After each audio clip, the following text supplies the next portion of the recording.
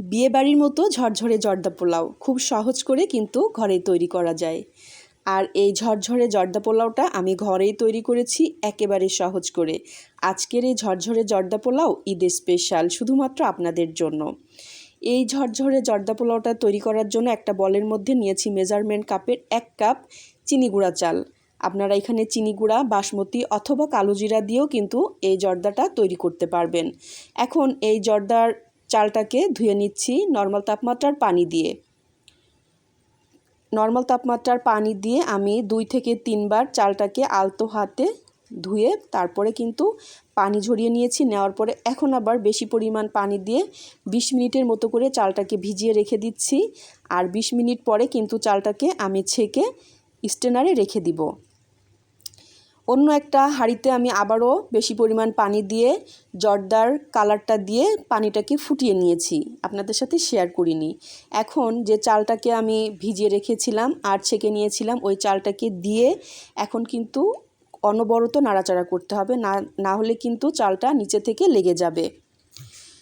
চুলার আঁচটা হাইতে রেখে কিন্তু এখন চালটাকে অনবরত ফুটিয়ে নিতে হবে প্রায় 5 থেকে 6 মিনিটের মতো। মোটামুটি আমার এখানে 7 মিনিটের মতো চালটাকে আমি চুলার আঁচটা হাই করে রেখে কিন্তু চালটাকে ফুটিয়ে নিয়েছি। 80% মতো যখন চালটা সিদ্ধ হয়ে যাবে, হাতের মাঝখানে নিলে একটা শ্বাসের মতো লাগবে, তখনই কিন্তু আপনাকে বুঝতে হবে যে 80% মতো চালটা সিদ্ধ হয়ে গিয়েছে। এই পর্যায়ে আমি চুলা থেকে নামিয়ে চালটাকে ছেঁকে ঠান্ডা করে নিব, ভাতটাকে ঠান্ডা করে নিব। আবারও একটা চুলায় হাঁড়ি বসিয়েছি। এই হাঁড়ির মধ্যে দিয়েছি মেজারমেন্ট কাপের 1 কাপ চিনি। যেহেতু আমি 1 কাপ চিনি গুঁড়া চাল ব্যবহার করেছি, আমার কাছে 1 কাপ চিনি পারফেক্ট মনে হয়। চিনির পরিমাণটা কম বা বেশি করে আপনারা নিতে পারবেন। এই 1 কাপ চিনির মধ্যে দিয়েছি 1/3 কাপের মতো নর্মাল তাপমাত্রার পানি, দিয়েছি 1/3 কাপের মতো কমলা লেবুর রস, দিয়েছি এখানে আমি 2টার মতো কমলা টুকরো করে কেটে নিয়েছি। আর এর মধ্যে দিচ্ছি 2টার মতো এলাচ, 3 টুকরার মতো দারুচিনি, দিয়েছি এখানে 5 থেকে 6 টুকরার মতো লবঙ্গ। এখানে লবঙ্গর পরিমাণটা কিন্তু একটু বেশি করে দেওয়ার চেষ্টা করবেন, এতে করে জর্দা পোলাওটা খেতে কিন্তু খুব ভালো লাগে। এখন আমি চিনির সাথে কমলা লেবুর রস পানিটাকে একটুখানি মিলিয়ে নিচ্ছি। চুলার আঁচটা কিন্তু একেবারেই লোতে রাখা আছে। যেহেতু আমি মিষ্টি রান্না করব, এখন মিষ্টির ব্যালেন্সটা ঠিক রাখার জন্য অবশ্যই আপনাকে সামান্য পরিমাণ লবণ ব্যবহার করতে হবে, এতে করে চিনি মিষ্টির যে ব্যালেন্স সেটা ঠিকমতো পাওয়া যাবে। শাহি ফ্লেভারের জন্য এখানে দিয়েছি 2.5 টেবিল চামচের মতো ঘি। অবশ্যই চেষ্টা করবেন একটু ঘিটা দিয়ে আজকের এই জর্দা পোলাওটা তৈরি করার জন্য। শাহি একটা ফ্লেভার পাবেন আর জর্দা পোলাওর দারুণ একটা টেস্ট পাওয়া যাবে। এখন সব কিছু একত্রে যখন মিশিয়ে নিয়েছি, নেওয়ার পরে চুলার আঁচটা এখন আমি মিডিয়াম করে রেখে এই চিনিটাকে জাল দিয়ে শিরা তৈরি করে নিয়েছি। চিনি থেকে কিন্তু পানিটা বের হয়ে এসেছে, এর জন্য পানির পরিমাণটা কিন্তু একেবারেই 1/3 কাপের মতো দিতে হবে। যখন চিনি থেকে বলক উঠে এসেছে, এই পর্যায়ে আমি আগে থেকে রান্না করা ভাতটাকে দিয়ে দিচ্ছি। ভাতটা কিন্তু অবশ্যই আপনাকে ফ্যানের বাতাসে ঠান্ডা করে নিতে হবে। ভাতটা দেওয়ার পরে চুলার আঁচটা কিন্তু আমি একেবারেই মিডিয়াম করে রেখে অনবরত কিন্তু নাড়াচাড়া করে নিচ্ছি। প্রায় 1 থেকে 1.5 মিনিটের মতো খুব ভালোভাবে আমি উল্টিয়ে পাল্টিয়ে চিনির শিরার সাথে খুব ভালোভাবে কিন্তু আমি ভাতটাকে নাড়াচাড়া করে নিয়ে মিশিয়ে নিচ্ছি।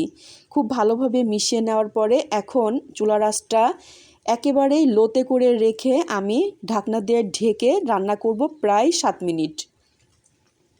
7 মিনিট পরে আমি আপনাদের সাথে ঢাকনাটা তুলে শেয়ার করব যে আজকের এই ঝরঝরে জর্দা পোলাওটা কতটা ঝরঝরে হয়েছে আর জর্দা পোলাওর ভাতটা কতখানি লম্বাটে হয়েছে। উল্টিয়ে পাল্টিয়ে আমি উপর নিচ খুব ভালোভাবে উল্টিয়ে পাল্টিয়ে নিচ্ছি। আমার কাছে মনে হচ্ছে গায়ে গায়ে সামান্য পরিমাণ পানি আছে। এখন ভাতটা যখন খুব ভালোভাবে সিদ্ধ হয়ে গিয়েছে, যাওয়ার পরে এখানে আমি কিছু ইনগ্রিডিয়েন্টস ব্যবহার করব, যেগুলো না ব্যবহার করলে কিন্তু জর্দা পোলাওটা খেতে ভালো লাগবে না। নিয়েছি আমি এখানে 1 টেবিল চামচের মতো কাঠবাদাম, নিয়েছি 1 টেবিল চামচের মতো কাজু বাদাম, নিয়েছি 2 টেবিল চামচের মতো পেস্তা বাদাম, নিয়েছি 2 টেবিল চামচের মতো কিশমিশ, আর এখানে নিয়েছি প্রায় 3 টেবিল চামচের মতো মুরব্বা।